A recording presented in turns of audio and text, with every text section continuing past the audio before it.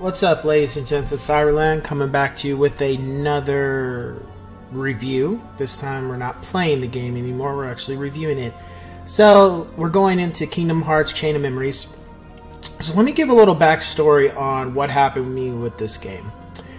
So originally Chain of Memories came out, I believe, in the late 2000s. It was for the Game Boy Advance. And it picks up right after Kingdom Hearts, the first one. It's before Part 2, but it's right after Part 1. And I never played it because I was like, I just came off of this mega blockbuster game of Kingdom Hearts, and I was like, I'm not switching from a PlayStation 2 game now to a little Game Boy game. I was just like, and to this day, that was probably one of the biggest, stupidest things that Square did with putting that story on there, because well, I'll get to that why too. So fast forward, I think a year or two, maybe 3 years after, forget the timeline, but I know Kingdom Hearts 2 comes out, and I didn't really enjoy it as I thought I would. And the reason why is because of Chain of Memories. There was so much story that I didn't know what the hell was going on because I didn't play Chain of Memories. And some people say, well, no. It's like, no, it's important. Chain of Memories is really half of Kingdom Hearts 2, in my opinion. Or you could say the other half of Kingdom Hearts. Take it how you want to. And I gotta say, the card system, as you can see right here, it did take me a while to get it down. But it was fun. It was something different. Would I say I want to do this moving forward with all Kingdom Hearts games? Absolutely not. It did have a change of pace. But the story was cool. It kind of felt like Kingdom Hearts Chain of Memories kind of reminds me of being like the Matrix. It felt like you're in the Matrix of Kingdom Hearts. Like everything around you isn't what it is. Like the people here aren't real. Everything around you can technically kill you, but it's not technically real, if you get what I'm saying. It's kind of like Sora's plugged into a machine, and if he dies in here, then he dies in real life kind of thing. It kind of gave that vibe. Donald and Goofy are with him, but when he enters matches, they get turned into a card. They're actually not fighting alongside him like the other Kingdom Hearts 1 and Kingdom Hearts 2. And that is where at times it can be difficult, because there's going to come points in the game where you need help. And the whole point of Kingdom Hearts is you have those two guys to back you up. They go handle some stuff, as you can see right here. They're cards when you're inside the actual areas like this. Or they, they handle stuff while you're fighting something. They'll take care of something else. Or you guys work together. So as you can see, it's just me by myself, fighting these guys and getting my ass kicked, because of course I really didn't know the card system just yet. I was just run through the cards, and it took a while outside of the game to come in. I had to do some research because I wasn't getting this card system. It just wasn't clicking to me. So I did some research, and then, you know, figured it out that you want to put the cards together. It's kind of a form called a sleight, and then you have 3 cards get used as one, and that's when you can really start doing damage and not dying so much as I did. So, also with the game, we see the introduction of Organization 13, what they look like. And here we go. We got Squall, or they like to say Leon, but it's Squall. And we got Eris and Ynith. I think her name was Ynith again, and Pluto. But you have some familiar faces in here from different parts of the game. But again, at the end of the day, it's not them.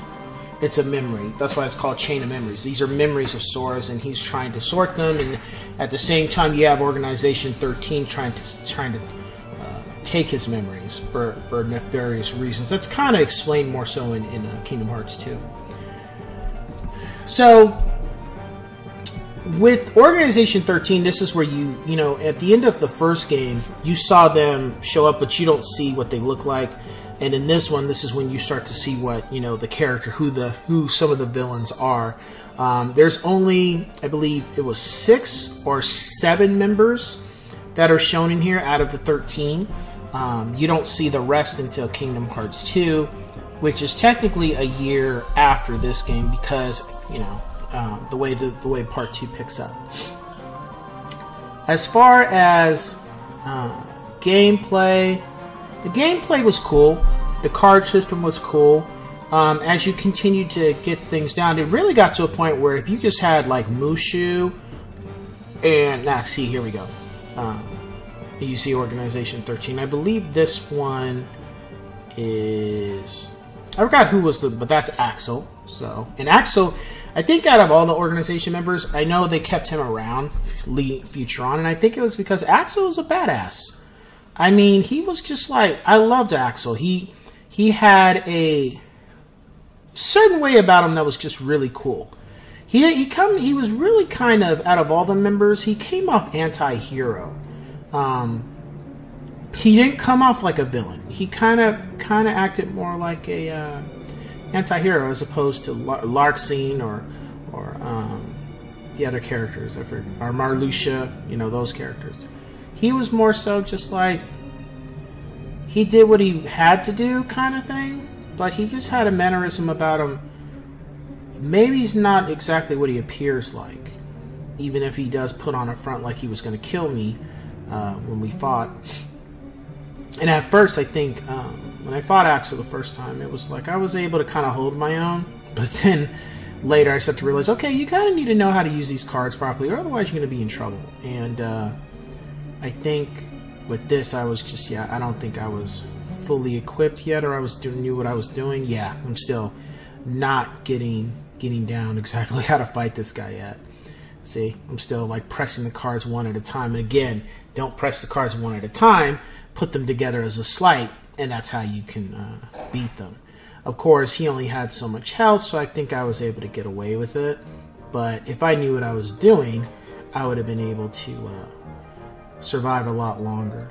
But, you know, when starting out, this wasn't like the other Kingdom, or it wasn't like Kingdom Hearts 1 and 2, and you don't know what you don't know, especially starting out. And as you progress through, you get better. It's not a hard game. It's not a hard learning curve, or a difficult learning curve. It's just, you know, you just have to, that's really what it is. Just get the card down that you want to use 3 cards at once, because that, you know, if you have 4, 4, 3, we'll add it up. That's your number, so that's 8, 11. As long as you do that and they don't do a number above you, then you'll be able to hit them and they can't hit you, kind of thing. And that's really how it goes, you know. It's whoever has the higher set of cards, but there's going to be times where the other guy will have a higher set than you, but what you do is you start grinding and you start getting cards that are 8s and 9s.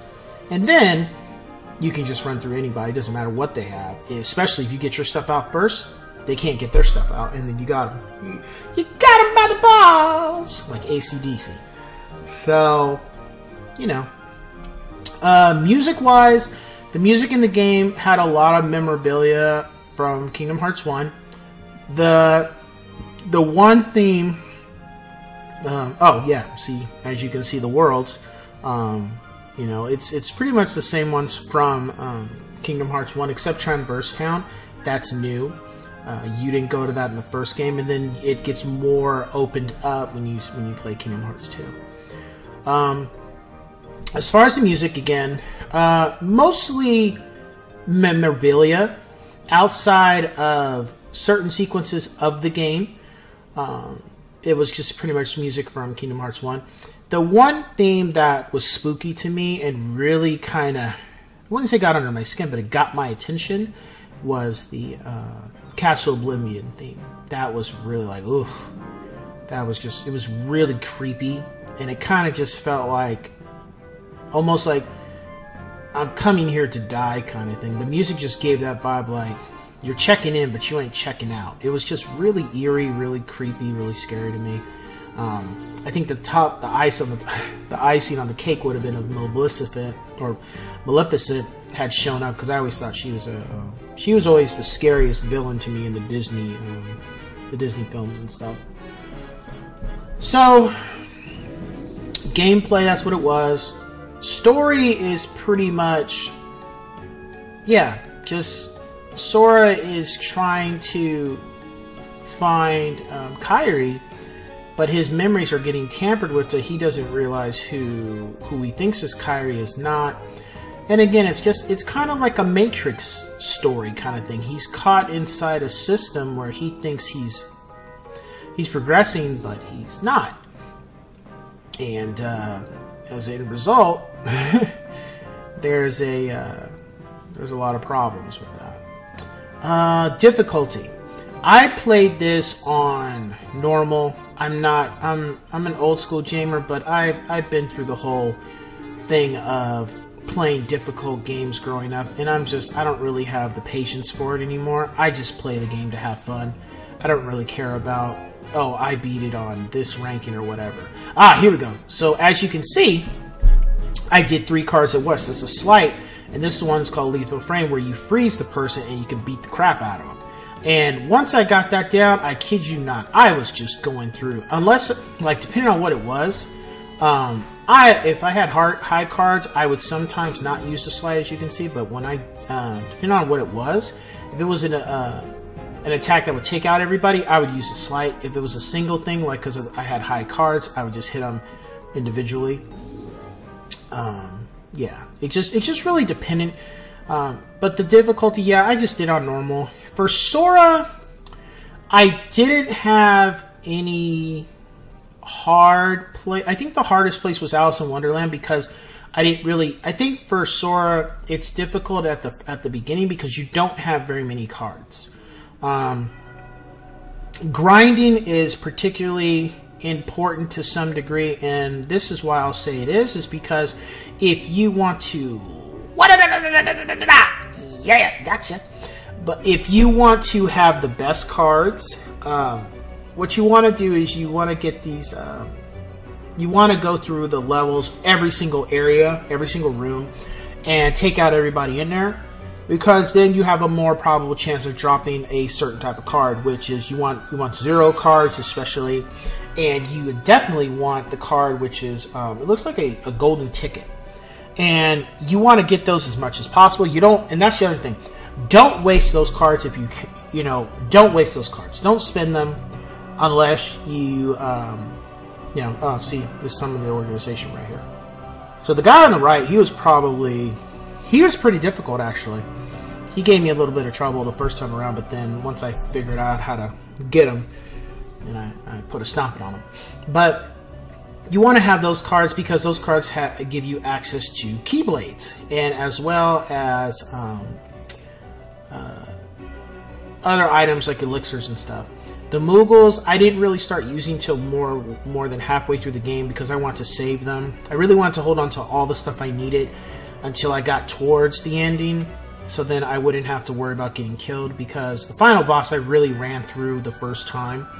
And of course he's like, well, you played on normal, but I'm like, yeah, I played it on normal because AKA I just want to have a good time. I'm not interested in trying to get irritated because I keep losing, keep dying. Because there was some times where I was really getting my ass handed to me with Sora.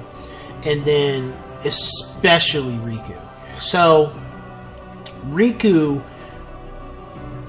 my issue with playing with Riku was only one thing. Whereas Sora starts from level 1 to level 10, you know, level 1 to 13, like going up, like the castle. Riku starts from top to bottom, whereas Sora starts from bottom to top. Riku starts from top to bottom. So he's going down while Sora's going up. And unfortunately, as you continue to progress, they don't let you pick your cards. And I felt that was a huge disservice. I think you should be allowed to keep the cards you want.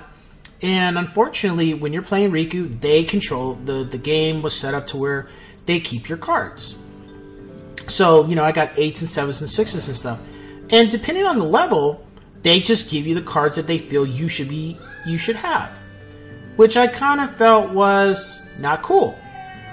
I felt that did a huge disservice. Was not happy about it. And it did cause me a problem. I was playing, I think out of all the levels, I had no problem with until I got to Alice in Wonderland.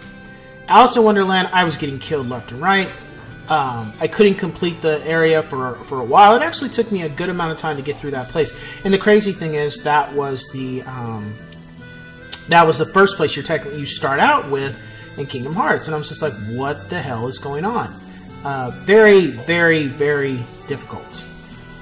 And I gotta say, I had to kind of, you know, look up what other people did, because, you know, at this point, I should be done with this game, and I can't get past the boss that was there. And when in Rome, do as the Romans do, you know. So we did that, and got through the game. I felt Riku was cool. He was entertaining. And it kind of gave a little bit more backstory to kind of like he's dealing with his dark and light side. It kind of like, you know, Darth Vader kind of thing he kind of gives off. Here's another member.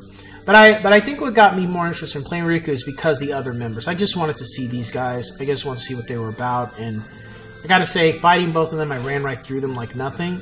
But I just want to see, just, you know, because again, Chain of Memories for me was more of a backstory that I never got to play for over a decade. So when this was finally available, when I bought the game for PlayStation, it was just me getting to see everything for the first time. So I didn't really, you know, some people would be like, oh, I'm not going to play this or that. I'll read, you know, for me, it was like, this was a game I never got to play because I just didn't want to play. I didn't want to go from playing on a nice size television screen to now playing on a little tiny Game Boy screen with graphics that looked very dated. I just didn't want to do that, so I decided to wait, and you know, the cards fell where they fell, and unfortunately, I didn't get to play this until recently. Of course, because I didn't have a PlayStation 4, and that's a whole nother topic, and it's neither here nor there. So, the other thing with Riku is, it was fun to play with him, but what was kind of a little bit annoying was Mickey Mouse. Mickey Mouse comes in and will heal you, but the problem was, there would be times, like not right here, but there would be times when I'm playing and I wouldn't get a Mickey Mouse card, and I'm about to die. And I'm just like, can I have some health, please? Because, you're supposed to be here to help me out, and I'm not getting no health, and I'm going to get killed. And there were some times where I would get killed because I wouldn't have a Mickey Mouse card in my inventory. So, that was a little annoying. I don't know if they totally did their full homework with Riku as opposed to Sora, but, you know, I think maybe this was an add-on. I don't know if Riku was originally part of the Chain of Memories original gameplay, but who knows. Rating for this game, I'll give it a 4 out of 5. Yes, sirs. Again, there was just some elements of it that were a little bit annoying, and you know, but overall it was a great game. It had its It had its moments. It was fun. It was entertaining. And the story was great. The story was really good. There wasn't anything about it that I didn't like, per se. It's just a Matrix game again to me. But the card system, I get it, but what if it didn't have the card system? What if we didn't do the cards and we just did like another Kingdom Hearts game? I think I probably would have given a 4.5 out of 5. Again, the card system's cool, but you're coming off of Kingdom Hearts. Do you really want to use cards to have to get through the game and beat people? I would say if you're gonna play this game, play it for or go watch the videos of the story if you can. If you really don't want to play the game, because it's very important to the Kingdom Hearts 2 storyline. Because if you don't know what's going on here, it's just you're missing half of the story. There's a lot of stuff here that explains why things happen in Part 2. And after I played this, I felt so much better when I got through Part 2, because I had a better understanding of the game and the characters in Organization 13 and who certain people were. Whereas when I first played Kingdom Hearts 2, because I didn't play this, I didn't know what the hell was going on. It just wasn't as fun. It wasn't just as thrilling. So that being said, I will catch you guys on the next one. Take care.